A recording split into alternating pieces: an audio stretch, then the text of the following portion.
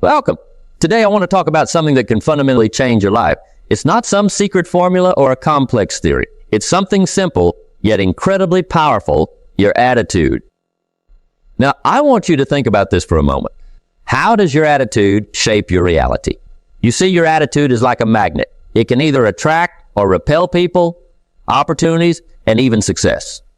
A positive attitude is infectious. It has the power to lift people up, to bring them closer to you. Imagine walking into a room with a smile, a spring in your step, and an optimistic outlook. People are naturally drawn to positivity because it makes them feel good. It's uplifting. It's inspiring. But let's delve a bit deeper. How exactly does your attitude shape your reality? Picture this. You wake up in the morning and stub your toe. It hurts, it's annoying, and you're tempted to let it ruin your day. But what if you decide, right then and there, to brush it off, to say to yourself, it's just a small bump in the road. Today is going to be a great day regardless. That single decision sets the tone for your entire day. You carry that positive attitude with you, and suddenly, everything seems to go your way. You smile at people, and they smile back. You tackle challenges with a can-do spirit, and you find solutions. On the other hand, if you let that stub toe sour your mood, you carry that negativity with you. You frown at people, and they frown back. Every little inconvenience feels like a major hurdle. Your negative attitude acts like a dark cloud hanging over you, affecting everything you do and everyone you meet. How does your attitude shape your reality? The answer is clear. Your attitude can transform your experiences, your interactions, and ultimately, your life. It's not about pretending that bad things don't happen. It's about choosing how you respond to them. I want you to think about someone you admire. Maybe it's a colleague, a friend, or a family member. What is it about them that you find so attractive? Chances are it's their positive attitude. They probably face challenges just like anyone else, but it's their outlook that sets them apart. They don't dwell on the negatives. Instead, they focus on what they can learn from their experiences, how they can grow, and how they can make the best of every situation. Think about that. I would say, would you rather spend time with someone who constantly complains or someone who sees the silver lining in every cloud? Your attitude is a choice, and choosing positivity doesn't just transform your life. It transforms the lives of those around you. Now, let's talk about the transformative effect of positivity.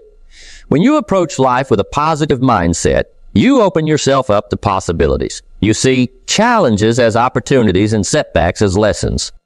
This mindset not only makes you more resilient, but also more attractive to others. People are naturally drawn to those who radiate positivity because it's uplifting, it makes them feel good, and who doesn't want to feel good? Here's another question for you.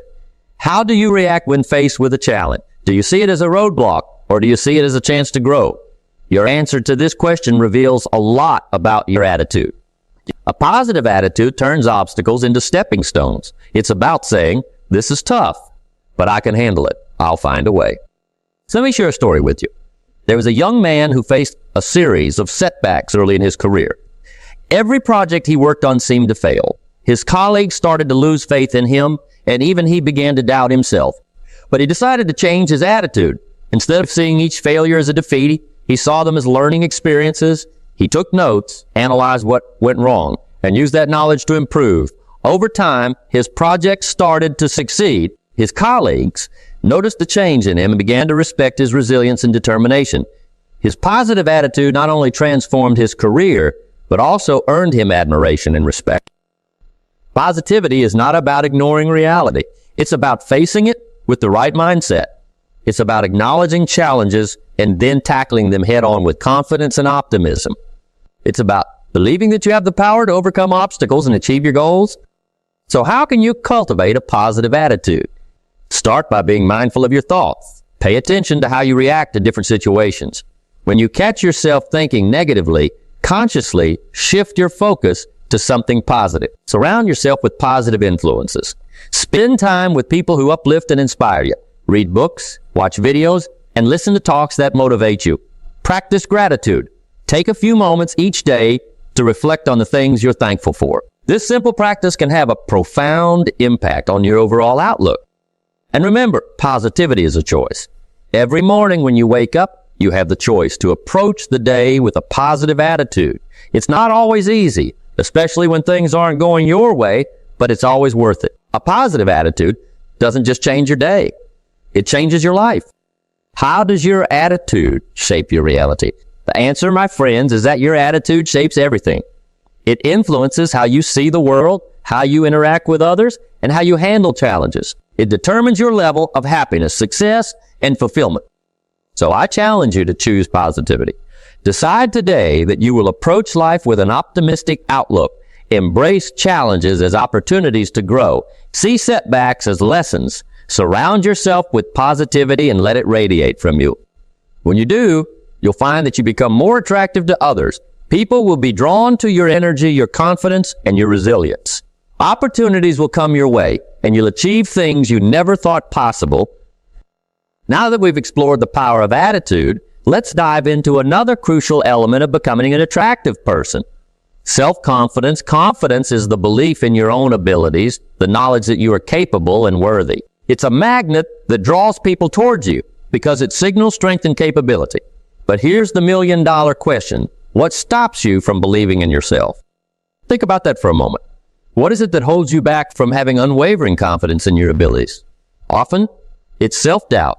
We all have that little voice in our heads that questions our worth, that fears failure, that wonders if we're good enough. It's a natural part of being human. But the key is not to let that voice control you. Instead, acknowledge it and then choose to act in spite of it.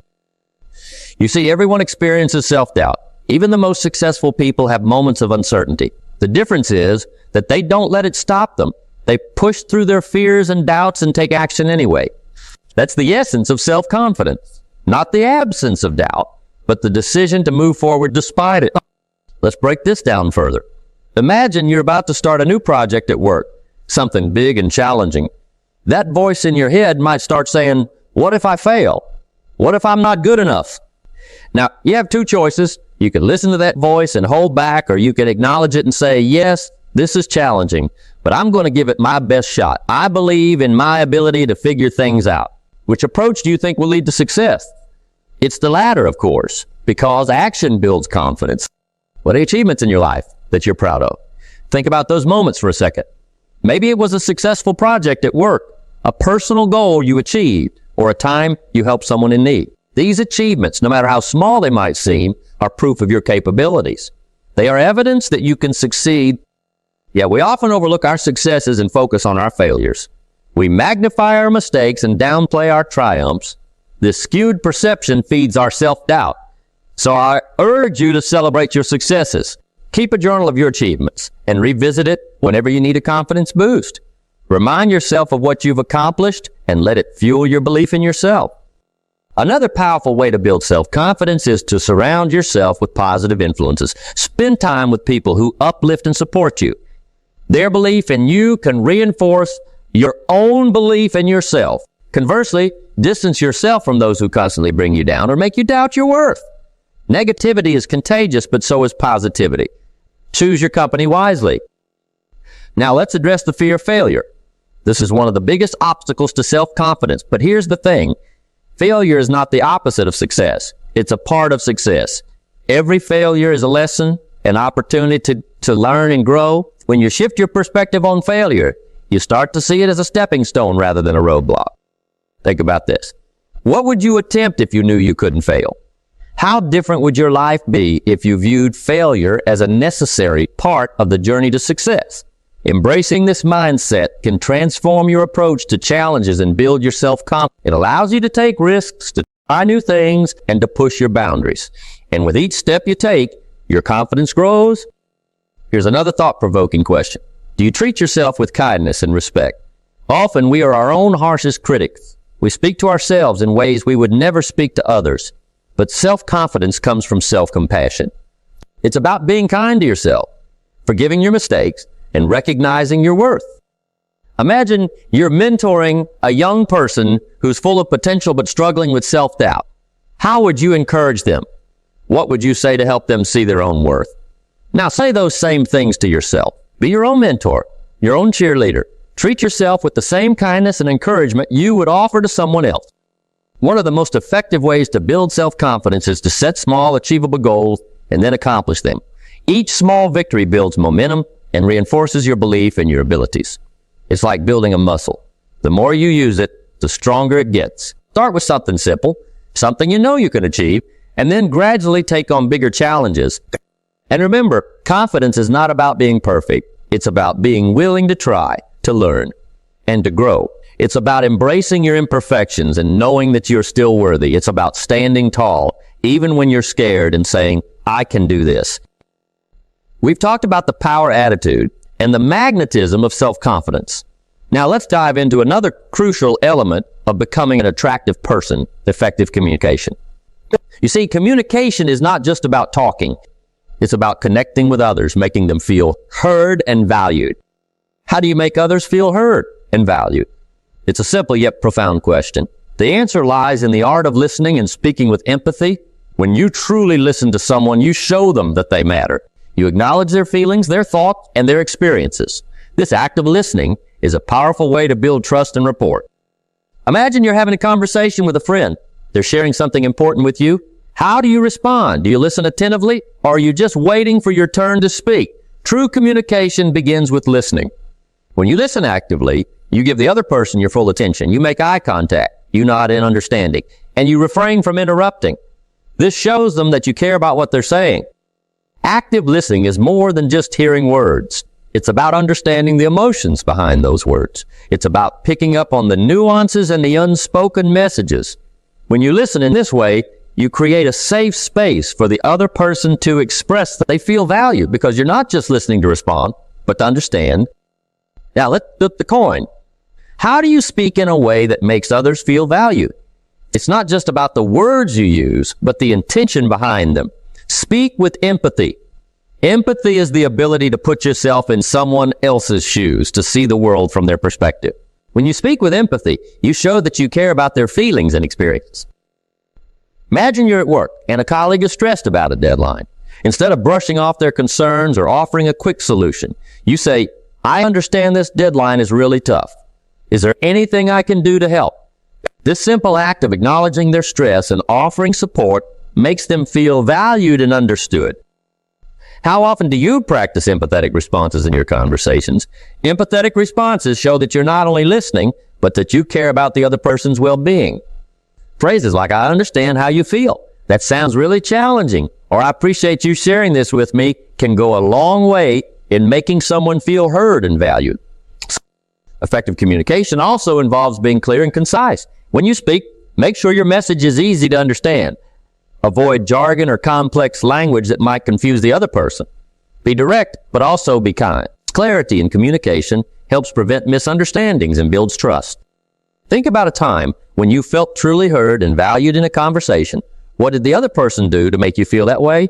Chances are they listened to you without interrupting.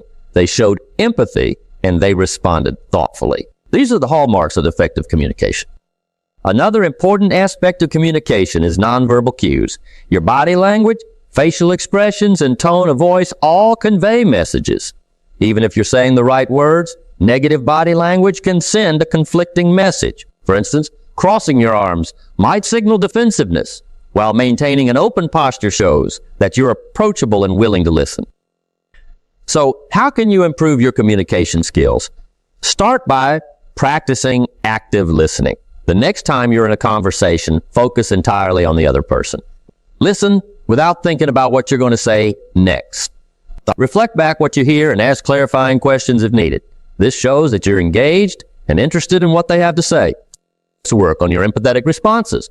Try to understand the emotions behind the words and respond in a way that acknowledges those feelings. This doesn't mean you have to agree with everything the other person says, but it shows that you respect their perspective. Pay attention to your nonverbal communication. Ensure that your body language, facial expressions, and tone of voice match your words. Consistency in your verbal and nonverbal communication builds trust and credibility.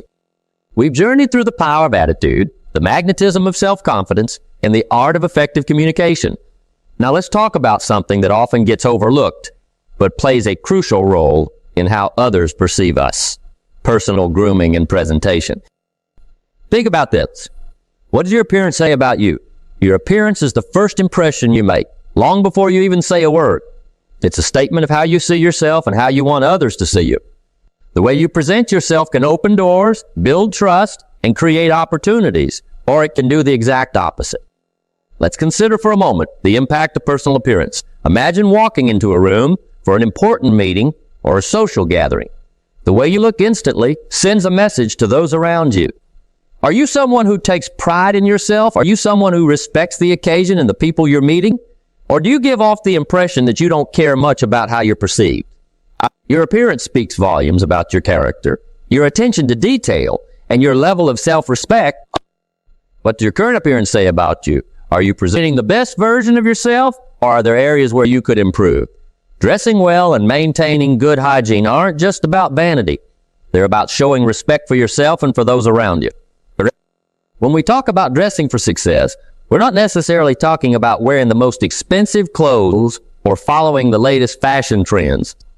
It's about choosing attire that's appropriate for the occasion and makes you feel confident. It's about finding a style that suits you and reflects your personality, while also conveying professionalism and attention to detail. You have an important job interview. You wouldn't show up in casual clothes, would you? You'd want to present yourself in a way that tells the interviewer you're serious, capable, and the right person for the job. The same principle applies in all areas of life, whether you're meeting clients, attending a social event, or just going about your daily routine. Your appearance can either work for you or against you. Let's talk about hygiene. Good hygiene is the foundation of a polished appearance. It's about being clean, well-groomed, and presentable. It's the little things that make a big difference.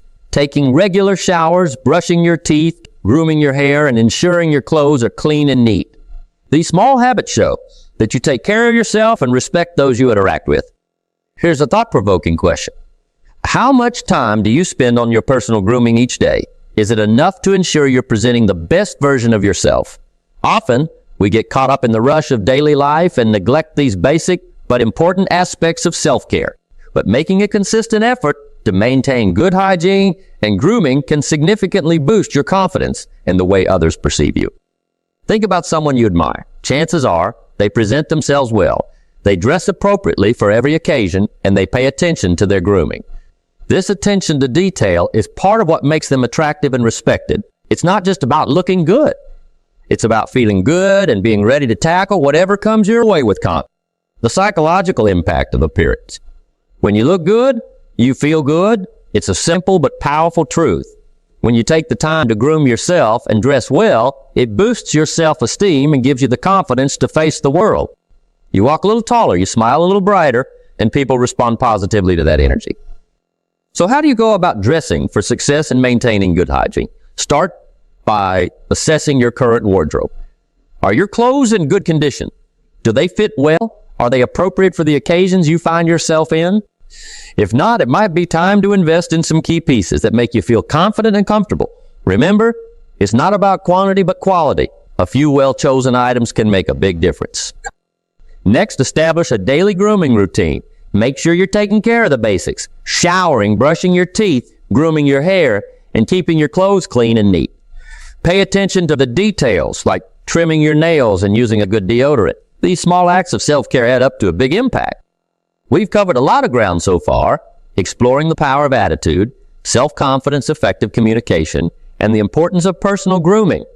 Now, let's turn our attention to a key aspect of becoming an attractive person, continuous learning and growth. Think about this. Are you a lifelong learner?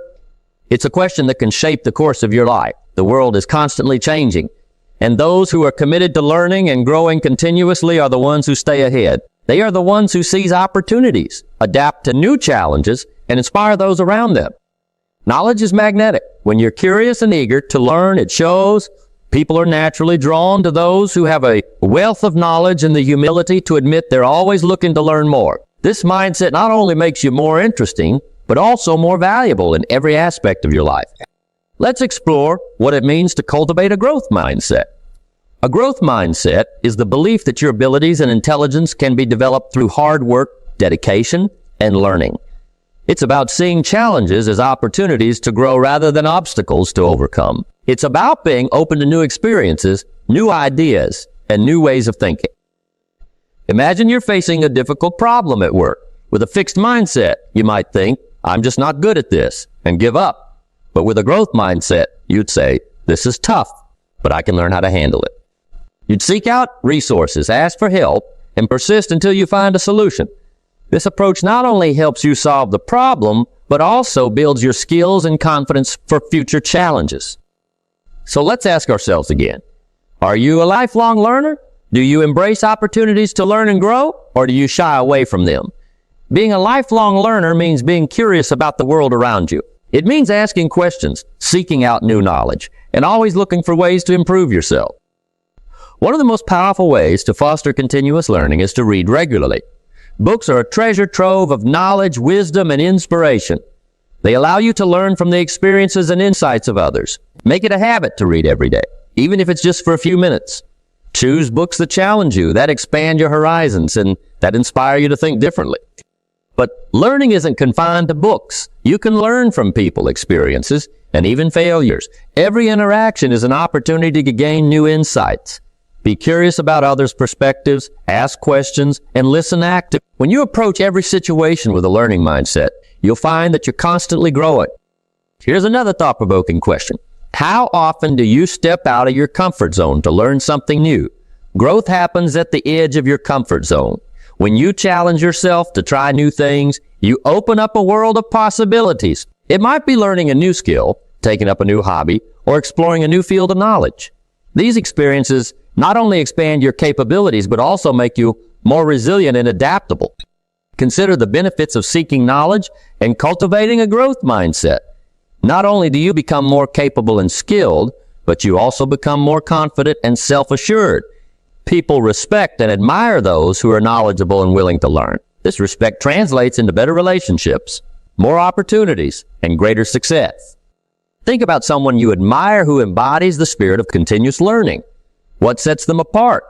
It's likely their curiosity, their dedication to growth, and their willingness to embrace new challenges. They don't rest on their laurels. They're always looking for the next opportunity to learn and improve. Let me share a story with you. There was a woman who worked in a field that was rapidly changing due to technological advancements. Instead of resisting these changes or sticking to what she already knew, she decided to embrace them. She took courses, attended seminars, and read extensively on the latest trends in her industry. Her colleagues noticed her commitment to learning, and soon she became the go-to person for the latest information and best practices. Her reputation for being knowledgeable and adaptable opened doors for her that she never expected. This story illustrates the power of continuous learning. When you commit to learning and growth, you position yourself as a leader and an innovator. You become someone who can navigate change with confidence and inspire others to do the same. So how can you become a lifelong learner? Start by setting aside time each day for learning. It could be reading a book, listening to a podcast, or taking an online course. Be curious about the world around you and ask questions. Seek out new experiences and be willing to step out of your comfort zone. Embrace challenges as opportunities to grow and learn. We discussed many aspects of becoming an attractive person, from attitude and self-confidence to effective communication and continuous learning. Now, let's focus on something that lies at the heart of our lives: building strong relationships.